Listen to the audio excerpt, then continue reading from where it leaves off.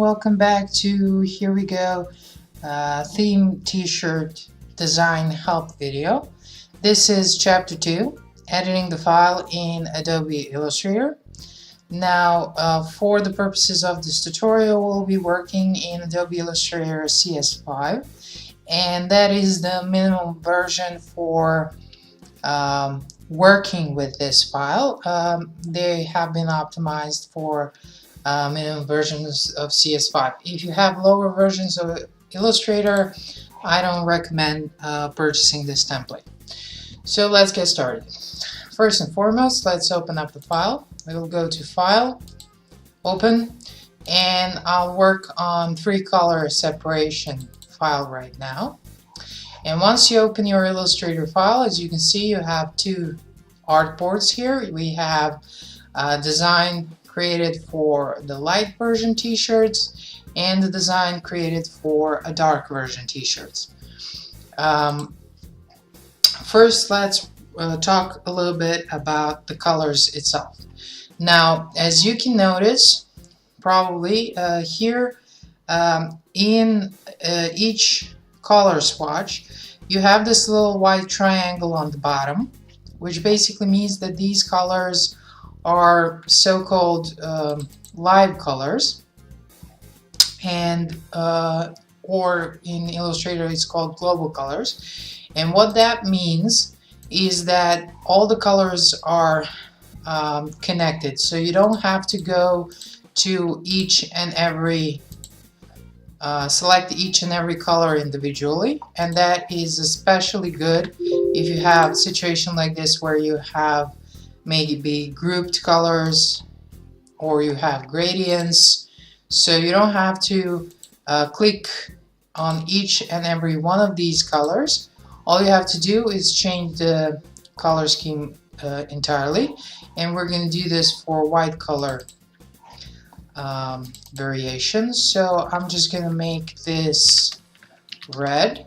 Let's say I want to make something red, and now I'm just going to go to the other one. So I'm going to make it a little darker, let's say 30% here, and finally I'm going to do this with 80%. Now, if you want to see your changes while you're making them, you just have to click preview here button, and you can see immediately your changes being applied. And voila, we've changed our colors. All of my templates, especially print templates, have these global colors, so it is quite easy and quite fast to just change the entire scheme and have your own color combination. Of course, you can do the same thing for a dark color version, but since this is a tutorial, we're just going to focus on this one. Okay, so that was it. When it comes to changing colors, like I said, it is fairly simple. Now, of course, you can change individual colors, maybe play with them a little bit, but this is the basic way of changing the colors in template and changing the entire color schemes. If you do want to change individual colors, let's say you just want to change these two, you would select your color, and then here in panel you would double click on it, and let's say we want to make it green for some reason, and press OK, and voila, we have changed our colors. Now, of course, once you change the colors, just simply drag this color to your swatches panel, double click on it, make sure to check this global color, and voila. Now our new color scheme is also global color, so we don't have to select it again. And let's say instead of the green, I wanted to make it something bluish, and here we go. So that's it when it comes to changing the colors. Now let's talk a little bit about editing the text.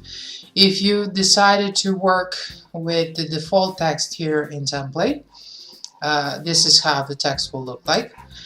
Now, editing the text is quite simple. Either you click on the type tool here, or press T on your keyboard, or simply select the text and double click it, and then we're just gonna type something in here. Okay, now when it comes to fonts, we can, for instance, if you typed everything in small letter cases and you want to change it to be big letters, you can go to type, change case, and just select uppercase, and voila, we have it set. Now in the fonts character panel, if you don't see character panel, go to window, type, and select character, or simply go to Control T on your keyboard. It will open and close the character panel, and once you click on the font that you want to edit, you'll see all the different styles here. So first option we have is to select the font family. Let's say you don't want to work in this. Let me select, well, so I've changed the font. Now these are the font styles. I have two types. I have regular and italic in this particular font. Some other fonts have more styles. So this is where you change your styles. Now this is for the font size. The good thing about Illustrator in general and Adobe Photoshop, Adobe applications, is that once you hover over the icon, you'll get the short description of what it is, and basically tells you what you can do with a certain options here. Now, of course, this is easy one. This is setting the font size. So if we can scale it up or we can scale it down. If you hold Shift key, it will scale by 10. This is for kerning between two characters. This is for tracking between two characters. Tracking is this distance between two characters. So let's say we want to make the distance wider. Then of course, if we had 2 or 3 lines of text in the same text, in the same file, could use leading, which is basically the distance between 2 lines of text. This is the width of the text, this is the height of the text, so we can make it higher, wider, etc. That's it. I mean, that's fairly easy to do. All you have to do is type in your own text and you've done it. Now, when it comes to sending your template design after you modified it to your printer, it is very important that you select all the text you have. And let me just do the simpler way. Go to Select, Object, where is it? Text. Here is Text Object. It will select all the text here, and then go to Type, Create Outlines. Now once the outlines are created, the text is no more editable because it's not a text anymore. Now it's just another vector object. This is a very important stage, because if you send your design file to be printed and your printer doesn't have the text you have used, it can come to mistakes, or sometimes you're gonna have a hassle of finding the font, sending them the font, etc, etc, etc. Now this is the best practice and the best for sending your files to the printer. Now, saving the files with so-called outlines, just simply go to Save As and make a mark to know that this is not editable text anymore, so you don't save it as the original one. And this way you'll still be able to go back and edit your text in the original file, but this way you'll be sure when you send this to your printer. Okay, so that was color and text, and finally I've told you I'll show you how to create screen printing separations. Like I said, in 99.9999% of the time, nobody will ever ask you about sending them separations, but I've heard a couple of clients that had printers asking them to do this.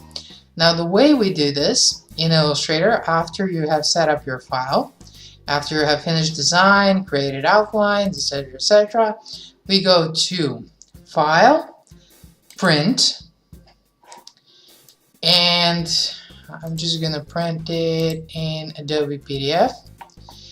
Now, the first thing in general I'm going to define is, instead of defined by driver, I'm going to select Custom. And as you can see, the height and width is a little bit bigger than the size of the artboard, and that's because I want to have room for different elements that and markers for screen printing. Make sure that do not scale is turned on. You don't want to fit it to page, or you don't want to have custom scale in here. So next thing we'll go is marks and bleeds, and I'm just going to check all the marks, and I'm going to use document bleed settings. You don't need bleed when it comes to screen printing, but I generally leave it on because sometimes you're going to need a file a little bit bigger because of the different t-shirt sizes, etc. That's why I just leave the bleed on. It doesn't matter. Now, in output, this is where you create your separations. In mode, instead of composite, we select separations, host based. Now, emulsion, that means whether it's going to be printed up or down. Basically, if you imagine you have a sticker and you'll now have to turn that sticker upside down to print it on your t-shirt, you're going to need down, basically, in the mirror, or design is basically turned in the mirror. So this side is going to be printed properly once you turn the t-shirt on. I'm just going to leave it up so it doesn't confuse you. And we can have the positive or the negative image based on the type of screen printing, whether we're doing the screen printing or we're doing the stickers. It's positive or negative. These are the two things that your printer will have to tell you, how they're printing, what machine they have. So make sure to ask them, is the image turned up or down, or is it positive or negative? Also, the printer resolution is something they're going to tell you. And as you can see, we have 4 colors because this is CMYK print.